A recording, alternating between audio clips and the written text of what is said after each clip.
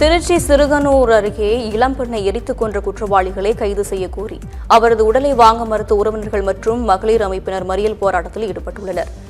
இது தொடர்பான கூடுதல் விவரங்களை அப்துல் கரீமிடம் கேட்கலாம். வணக்கம் அப்துல் கரீம், கூடுதல் தகவல்கள். வணக்கம் கிப்தி.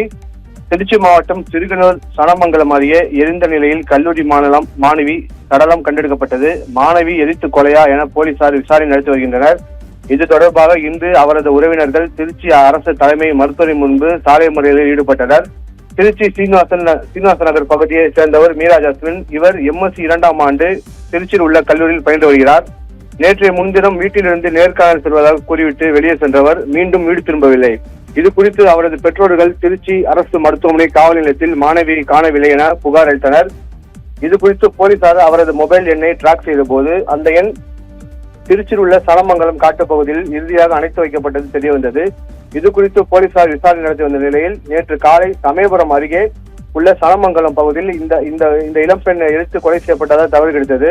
அதன் பேரில் தற்போது போலீசார் விசாரணை நடத்தி வருகின்றனர். மாணவி எரிக்கப்பட்ட இடத்தில் கேக் மற்றும் மதுபான பாட்டில்கள், அவரது காலணிகள் உள்ளிட்டவை இருந்ததாக கூறப்படுகிறது.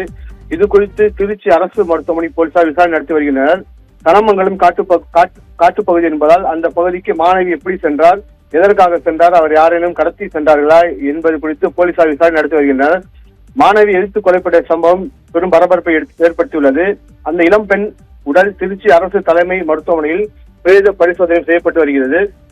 இது தொடர்பாக அவரது உறவினர்கள் திருச்சி அரசு தலைமை மருத்துவமனை முன்பு உடலை வாங்க மறுத்து சாலை மறியல் போராட்டத்தில் ஈடுபட்டனர்.